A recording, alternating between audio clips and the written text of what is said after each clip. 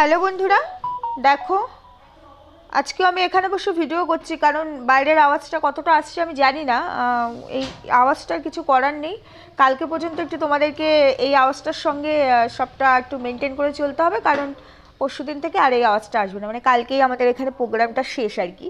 সেই জন্য যাই হোক, চলো শো স্টপার্সকে নিয়ে ভিডিও আসবে না এটা তো হয় না, এটা তো আসবেই। তো এখন আমি তোমাদেরকে বেশ অনেকগুলো কথা মিন্স এমন কিছু কথা তোমাদের সঙ্গে শেয়ার করব না, যেগুলো হয়তো তোমরা আগে কখনো মানে শোনোনি, এইভাবে মানে জানো না। সেরকম অনেক কিছু আজকে তোমাদের সঙ্গে আমি শেয়ার করব। অনেক কিছু তার সঙ্গে অনেক প্রশ্নের মুখোমুখি আমাকে আবারও দাঁড় করানো হয়েছে।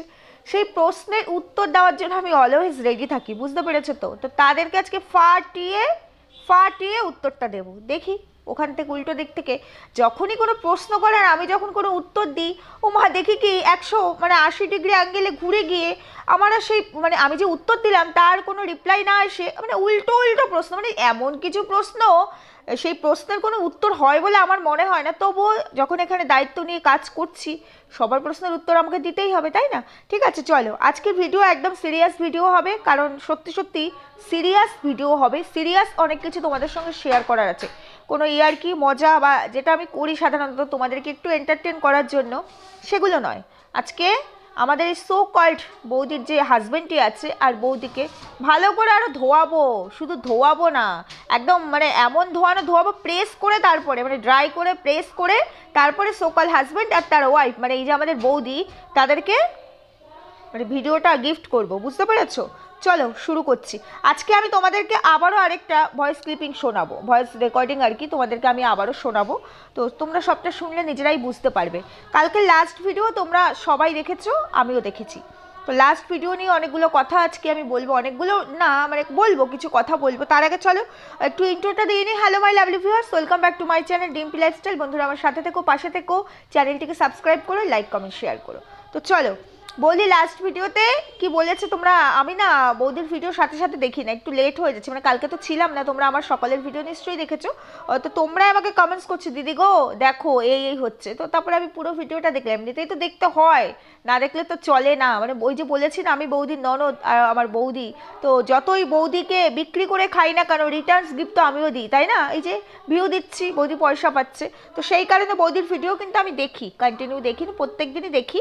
যাই হোক, তো বৌদি ওখানে অনেক কথা বলেছে। আজকাল বৌদি আবার কন্টেন্ট খুঁজে পাচ্ছে না, বুঝতে পেরেছো? মানে ডেইলি ভ্লগার কন্টেন্ট খুঁজে পাচ্ছে না, কি ভ্লগ দিব। আমি বৌদিকে বললাম, যে টিপস দিলাম, যে বৌদি তোমার ভিউয়ার্সরা এই এই কমেন্টস করছে, তুমি সেই টিপস শোনো, কিন্তু বৌদি আবার শুনছে না। মানে নিজের মনের মালিক তো, মানে অনেক মনের জোর, তো সেই মনের জোর দিয়ে বৌদি বহু কিছু করতে পারে, বৌদির কনফিডেন্ট আছে। যাই হোক, সেই লেভেলের কনফিডেন্ট। চলো আগে একটুখানি তোমরা ভয়েসটা শুনে নাও, তারপরে আমি আস্তে আস্তে সমস্তটাই ক্ল্যারিফাই করব তোমাদের সামনে, সমস্ত সত্যি তুলে ধরবো। অজানা কিছু জিনিস যেগুলো তোমরা জানো না, সেই সমস্ত সত্যি তুলে ধরবো। প্লিজ একটুখানি শুনে নাও। আজকে আর আমি না এটাকে ডাউনলোড করে আর এইভাবে দিলাম না, তাহলে ভিডিও এডিট করতে হয়, আমার খুব অসুবিধা হয়, এডিট মানে বিষয়টাই আমার জানি কেমন লাগে। চলো ডাইরেক্ট শোনাই।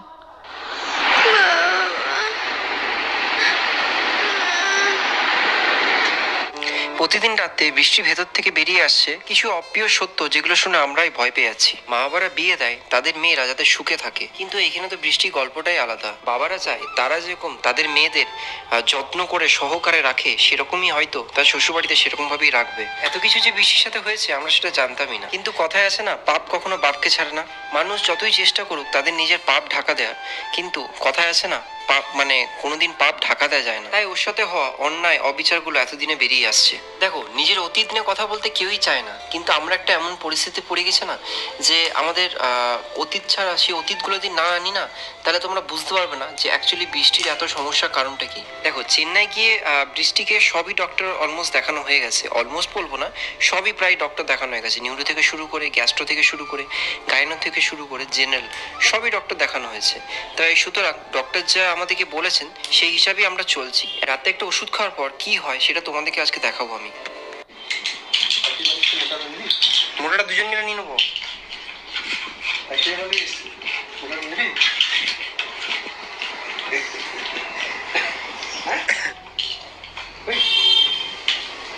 আমরা যে এত কথা বলছি, ওষুধটা খাওয়ার পর কিছুই শুনতে পাচ্ছে না, ও একদমই ঘুরে আছে। এই ওষুধটা খাওয়ার পর ওর যে আগের যে পাস্টের জিনিসগুলো সেগুলো সব এখন বেরিয়ে আসছে। ডক্টর বলে দিয়েছিল ওষুধটা খাওয়ার পর এরকম হবে। অনেকে বলেছে যে কমেন্টে যে ভূতে নাকি ধরেছে, কিন্তু এটা না, ভূত বলে কোনো জিনিস না। ওষুধ খাওয়ার পর একটা যে রিয়াকশন হয়। বৃষ্টি, হ্যাঁ বৃষ্টি,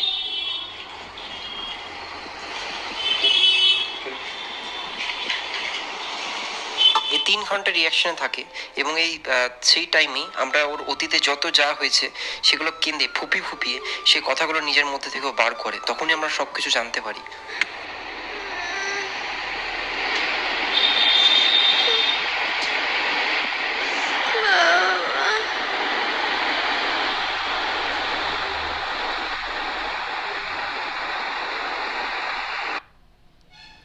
যাই হোক, এইটুকু ভয়েস আমি তোমাদের সঙ্গে শেয়ার করলাম। ভিডিওটা পুরো 19 মিনিট 41 সেকেন্ডের, তো তাই আর বাকিটা শোনানো তো সম্ভব না। তোমরা ভিডিওটা দেখে আসতে পারো, ভিডিও তো রয়েছে, আর আমার তো আবার সবই ডাউনলোড করতে হচ্ছে।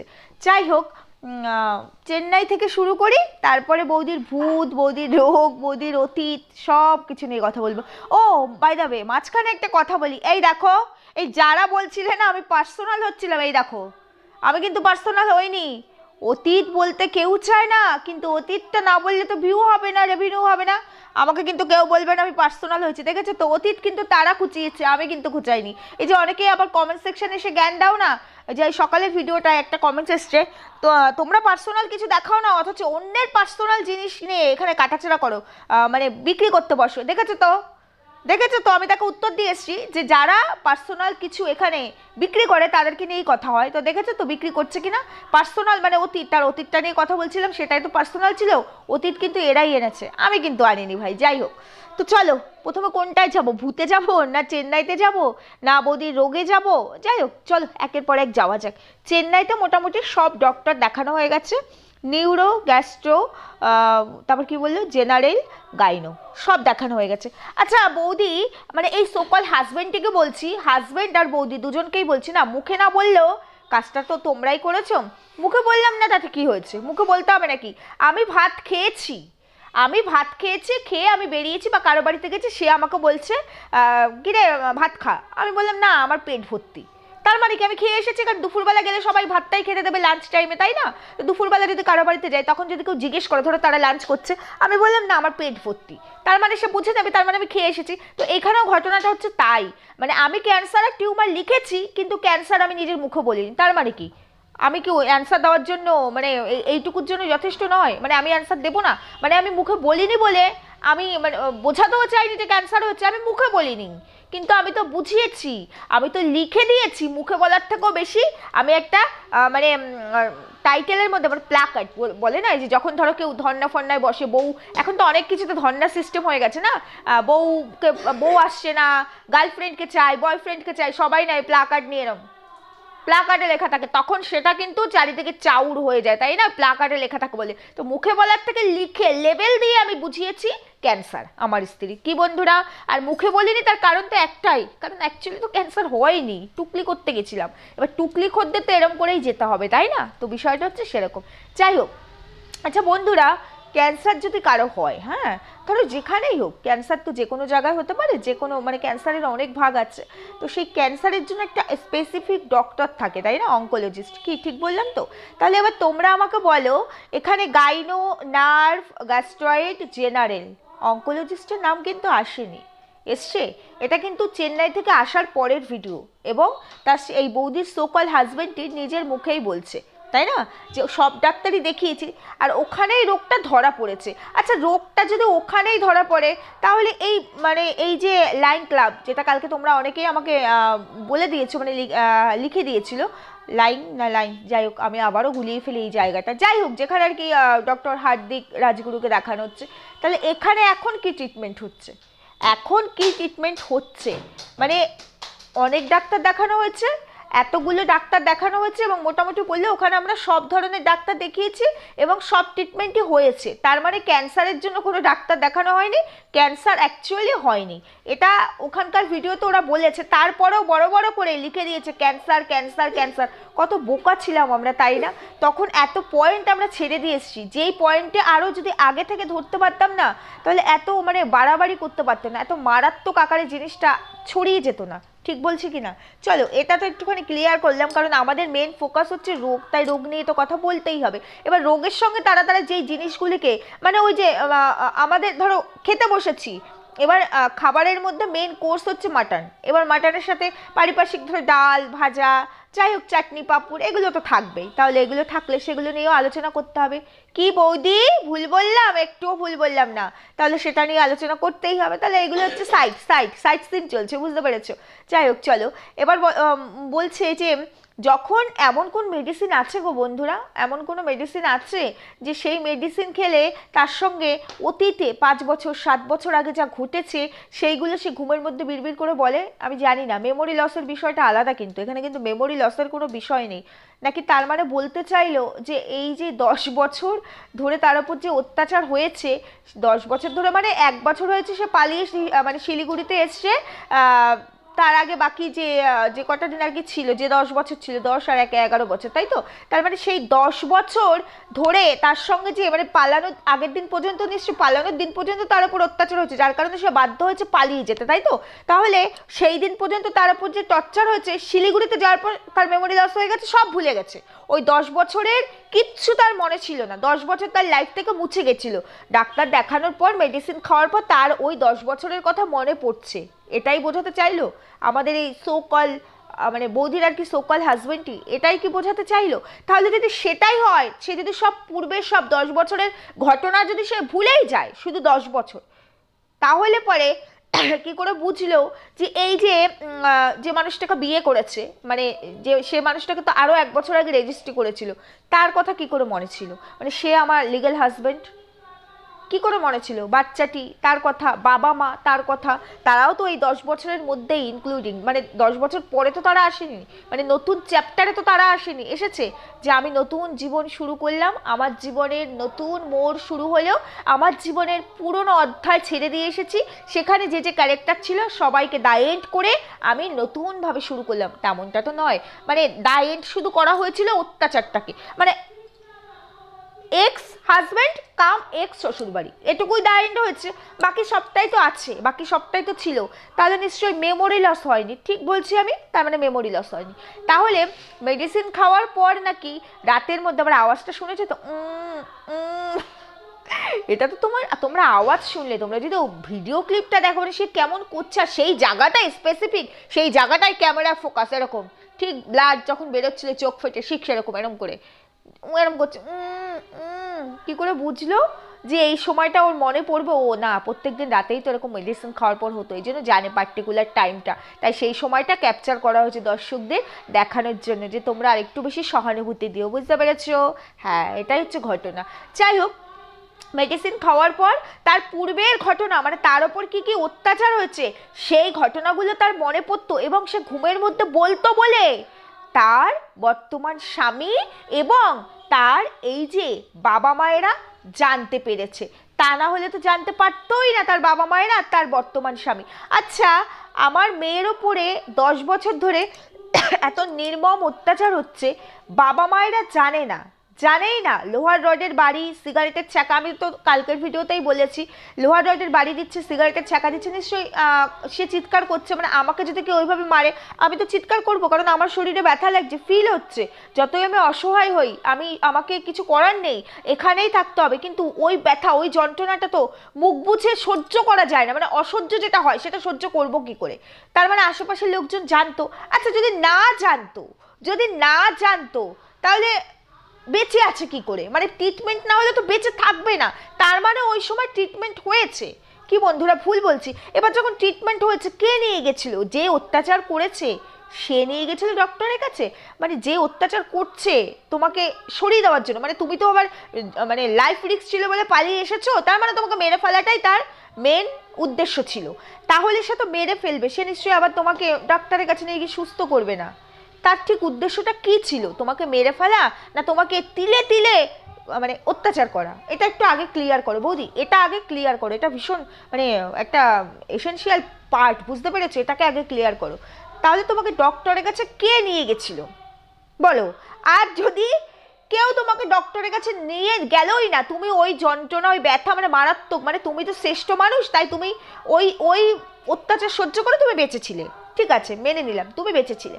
4বার লোহার রডের বাড়ি, সিগারেটের ছ্যাঁকা 4 মাস ধরে তুমি তারপরেও বেঁচেছিলে, তাই না? খেতে দিত না, অনেক কিছু করতো, তারপরেও তুমি 10 বছর, 10 দিন নয়, 10 মাস নয়, 10 বছর বেঁচেছিলে, মেনে নিলাম তুমি বেঁচেছিলে। আচ্ছা বৌদি, তাহলে বিষয়টা কিরকম না তুমি জানলে কি করে বলো তো যে 10 বছর ধরে তোমার ব্রেনে ক্লটিং আছে?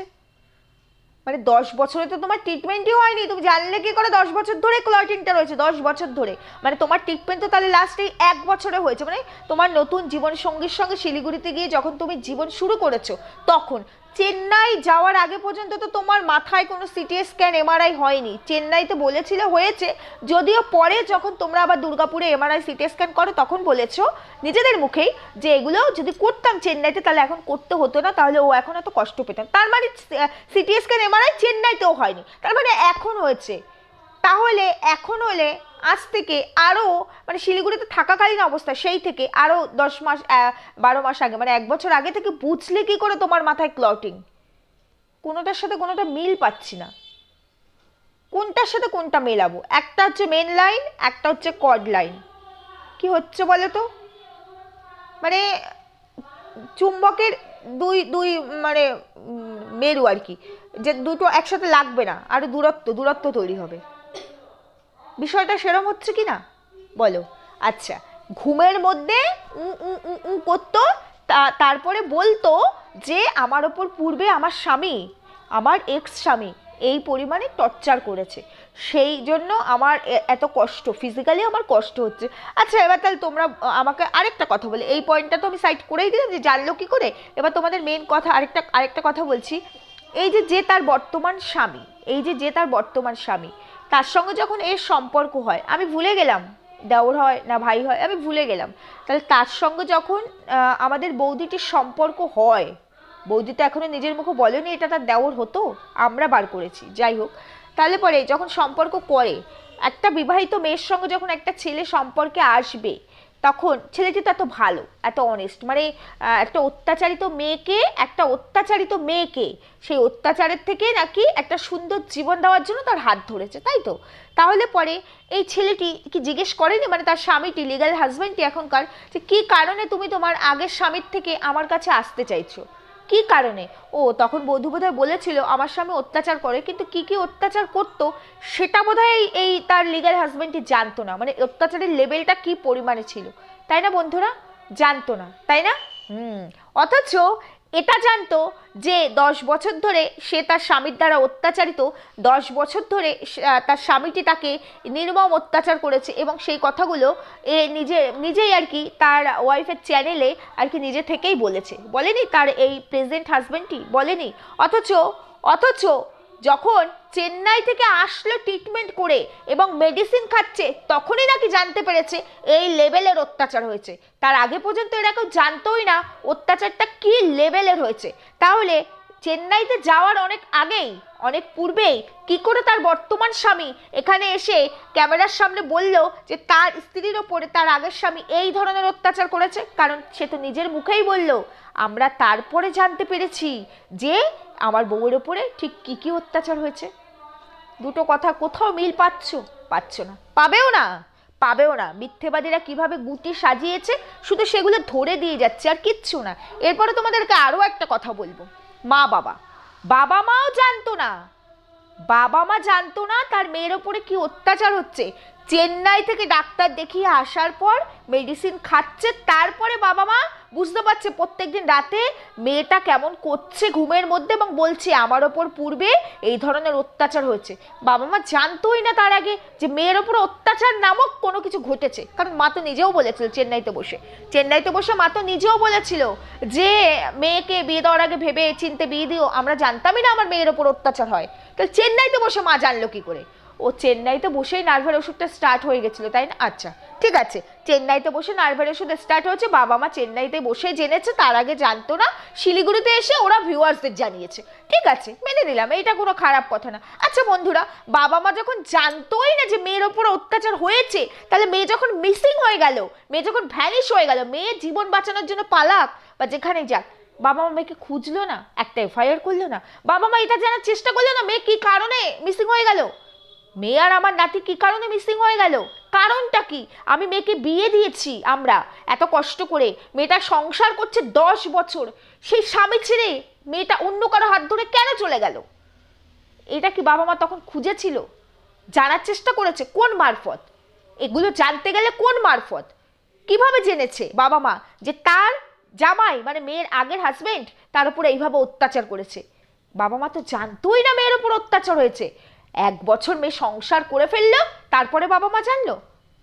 তারপরে না 1 বছর না, মানে শিলিগুড়ি যাওয়ার কয়েক মাস পরে, যখন আর কি তারা চেন্নাইতে যায়, কয়েক মাস পরে তখন বাবা মা জানলো যে তার আগে তার মেয়ের ওপর অত্যাচার করা হয়েছে, তার আগের স্বামী অত্যাচার করা হয়েছে। তাহলে তার আগে পর্যন্ত যখন জানতোই না, তাহলে এটা খোঁজার চেষ্টা করেছিল বাবা মা যে কি কারণে আমার মেয়ে আজকে তার যার হাতে মেয়েটিকে তুলে দিয়েছি সেই মানুষটিকে ছেড়ে অন্য কারো হাত ধরে চলে গেল, সেটা জানার জন্য কোন রাস্তা ধরেছিল? কোথাও এফআইআর হয়েছিল? বাবা মা করেছিল যে আমার মেয়ে কেন পালিয়ে গেল?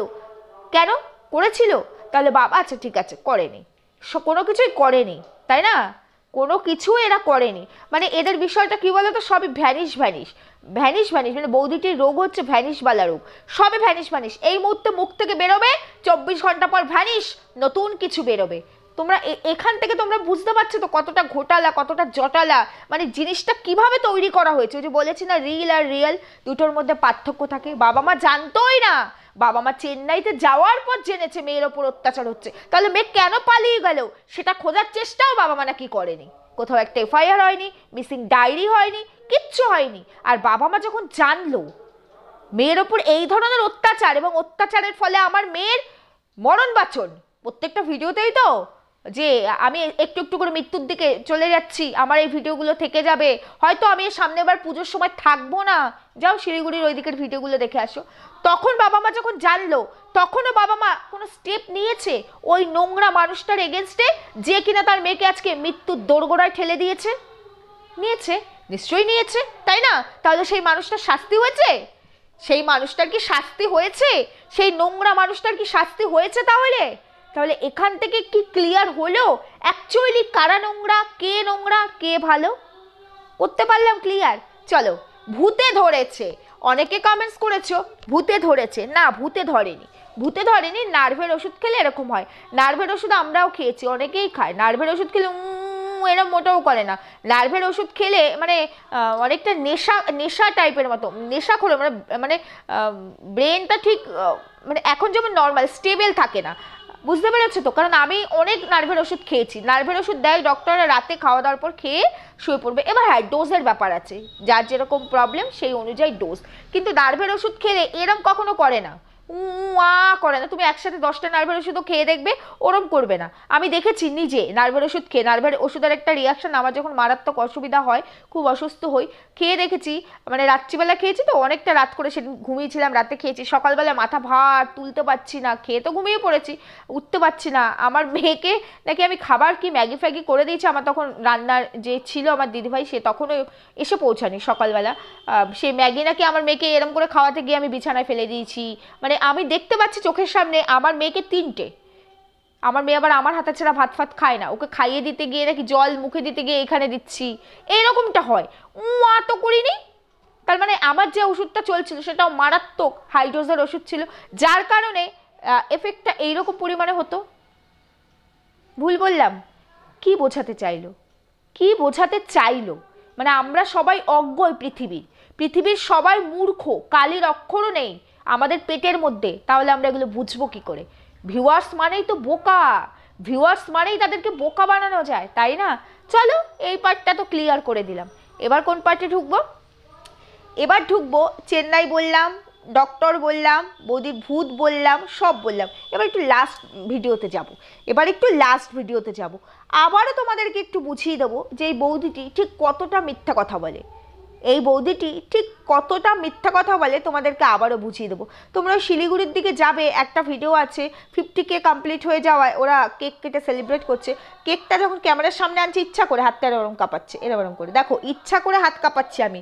আর নর্মালি আমার নার্ভের সমস্যার জন্য যদি কোনো আমার বডি পার্টস কাঁপে সেটা অন্যরকম, আমি নিজে থেকে করছি আর এটা অটোমেটিক হচ্ছে, দুটোর মধ্যে তো ডিফারেন্স থাকবে। ওখানে তোমরা বুঝতে পারবে যে কেমন ক্যামেরার সামনে, যেমন ওই যে পুজো দিতে গিয়ে এরম তার একটু পরেই একদম সুস্থ।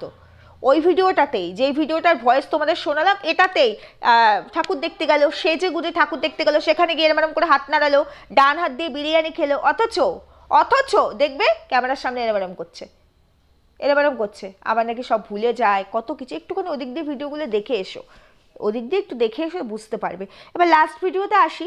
লাস্ট ভিডিওতে বৌদি বলল যে বৌদির শরীর আগের দিন মারাত্মক খারাপ ছিল, নিঃশ্বাস নিতে পারছিল না, কথা মা, হ্যাঁ মা, কি কথা বলতে পারছিল না। দেখো, এটাকে বডি শেমিং বলে না, যা করেছে শুধু সেটুকু বলছি। তো কথা বলতে পারছিল না, তারপরে কি করলো, পরের দিনের ভিডিওতে মানে 90% কিওর, সুস্থ হঠাৎ করে, মানে যে কথা গলা থেকে বেরোচ্ছে না, পরের দিন সে কি সুন্দর কথা বলছে। মানে বলেছিলাম ভ্যানিশবালা রোগ হয়েছে, ভ্যানিশবালা রোগ, বুঝতে পেরেছো? যাই হোক, সেখানে মোদিটা একটা কথা বলেছে যে বাড়ি ফ্ল্যাটটা মানে ফ্ল্যাট নিয়ে অনেক রহস্য, অনেকে কমেন্টস করেছে। 5 বছর আগে ফ্ল্যাটটা কিনেছি, তখন টাকা ছিল, কিনে ফেলেছি। তারপরেই আবার বললো যে দেখো এত টাকা কোথায় পাবো, ফ্ল্যাটটা ভাড়াতে নিয়েছি, নিজের বাড়ির মতোই তো যত্ন করতে হবে, ভাড়া থাকি, আমাদের বলার রেস্ট্রিকশন ছিল তাই ওই মুহূর্তে বলতে পারিনি ভাড়া নিয়েছি না কিনেছি। তাহলে শুরুটা করলো কেন এরকম করে 5 বছর আগে কিনেছি? তার কোনো উত্তর আর দিল না যে আমি তোমাদের সাথে প্রাঙ্ক করেছি বা আমি মিথ্যা কথা বলেছি। আমরা তো বলি, ধরো আমরা প্রাঙ্ক করলেও বা একটা কথা যদি তোমরা কমেন্টস আসলো সেটা ধরেও যদি একটা কথা বলি, পরে গিয়ে বলি যে এই কথাটা এই কারণে বলেছি, কিছু বুঝতে পেরেছো? ঠিক সেরকমই, যেমন কলকাতার ফ্ল্যাটের মালিক উনি হয়ে গেছিলেন, কলকাতার ফ্ল্যাটটা উনি কিনেছেন 10 বছর ধরে কষ্ট করে, সেই 10 বছরের হিসেবেই নেই, বিয়েই হয়েছে 10 বছর, অথচ আবার 10 বছর ধরে নাকি কষ্ট করেছে ফ্ল্যাট কিনতে। বিয়ে যদি 20 বছরে হয় তাহলে তার আগে 10 বছর কষ্ট করেছিল ফ্ল্যাট কেনার জন্য, মানে নিজের 10 বছর বয়স থেকে সে ইনকাম করছে, তারপরে 20 বছরে বিয়ে করেছে, ওই 20 বছর বিয়ে করার সময় তার কাছে যে টাকাটা ছিল সেটা দিয়ে তারপরে সে ফ্ল্যাট কিনেছে। এই হিসাবটা আসে তো, মাঝখানে 10 বছরই আর নেই মিসিং, 10 বছর ধরে কষ্ট করেছে, 10 বছর ধরে কষ্ট করে ফ্ল্যাট কিনেছে, 10 বছর তো টোটাল থাকলোই ফ্ল্যাটে, তারপরে তো শিলিগুড়িতে চলে গেল, তাহলে 10 বছরটা কোথা থেকে কষ্ট করলো? 10 বছরে যে টাকাটা জমি ফ্ল্যাটটা কিনেছে সেই 10 বছরটা কোথায়? ও ফ্ল্যাটে থেকে থেকেই কষ্ট করেই আবার ফ্ল্যাটটাই কিনেছে, মানে যেই ফ্ল্যাটে থাকছি সেইটাই আবার কিনছি।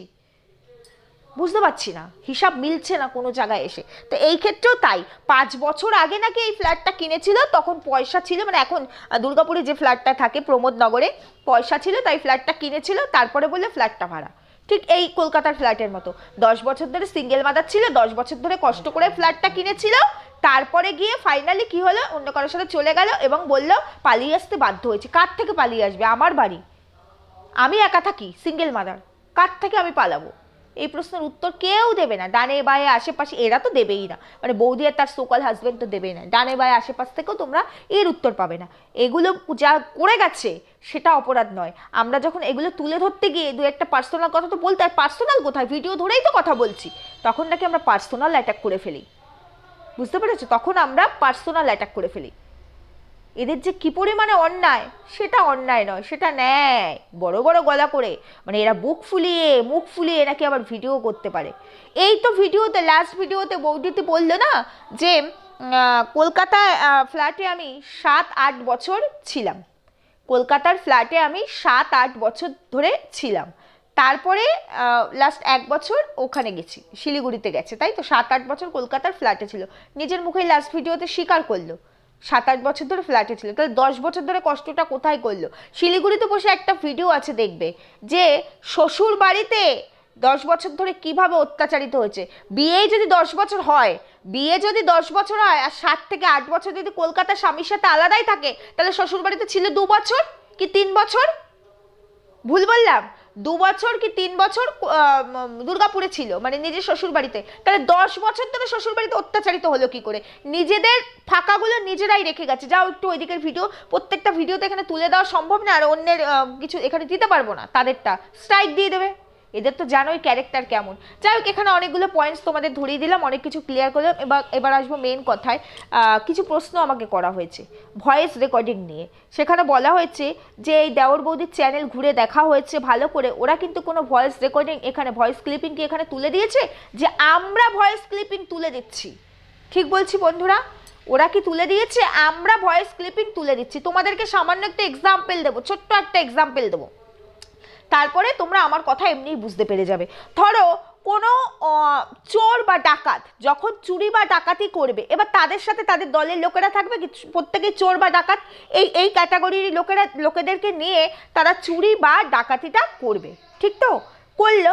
এবার যখন সে চুরি বা ডাকাতি করবে তখন কি সে কোনো ভয়েস দেবে, ভয়েস করবে যে দেখো আমি এখন চুরি করছি, ডাকাতি করছি, এবং সেই ভয়েসটা পাবলিক করবে? বা ধরো ভয়েসের ব্যাপারটা এখানে সোশ্যাল মিডিয়া বলে আসলো, এরা তো ভয়েসের কোনো ব্যাপার নেই। ধরো যখন কেউ ডাকাতি বা চুরি করবে তখন তো সে সবাইকে ভয় পাইয়ে দেবে। চোর তো রাত্রিবেলা অন্ধকারে চুরি করে, ডাকাতটা ভয়, তাদের সঙ্গে অনেক আর্মস টার্মস, অনেক অস্ত্র ফস্ত্র থাকে, তো তারা কি বিনা অস্ত্রে লুঙ্গি আর গামছা পরে এসে মানুষকে বলবে এই আমি ওই বাড়িতে ডাকাতি করতে যাচ্ছি? তখন তো মানুষজন এমনিতেই তাদেরকে ধরে পিটাবে। সেটা করবে? সেটা করবে? তাহলে সাক্ষী আমাদের কাছে এখানে ভয়েস রেকর্ডিং মানে হচ্ছে সাক্ষী, যে আমরা যে কথাগুলো বলছি যার এগেনস্টে সে যে মিথ্যেবাদী তার সাক্ষী, তার সাক্ষ্য হিসাবে কিছু মানুষ আমাদের সামনে উঠে আসে এবং তারা সাহায্য করে, তারা ভয়েসটা দেয়, তারা বলতে চায়। এবার দেখো যখন কোনো অপরাধী বা চোর বা ডাকাত চুরি করে বেরিয়ে যায়, তখন যখন একটা কমপ্লেন জমা পড়ে, তখন ইনভেস্টিগেশনের জন্য প্রশাসনের লোকেরা যখন আসে, তখন কিন্তু আশেপাশের লোকেদের কাছ থেকেই সাক্ষীটা গ্রহণ করে। ভুল বললাম? সাক্ষীটা গ্রহণ করে এবং আশেপাশের লোকেরা কেউ স্টেটমেন্ট দেয় লিখে, কেউ মুখে বলে। এবার কে সাক্ষী দিচ্ছে, কি লিখেছে, সেটা কিন্তু এখানে নিউজে ফ্ল্যাশ হয় না। নিউজে ফ্ল্যাশ হয় তদন্তে এটা উঠে এসেছে। বন্ধুরা ভুল বললাম?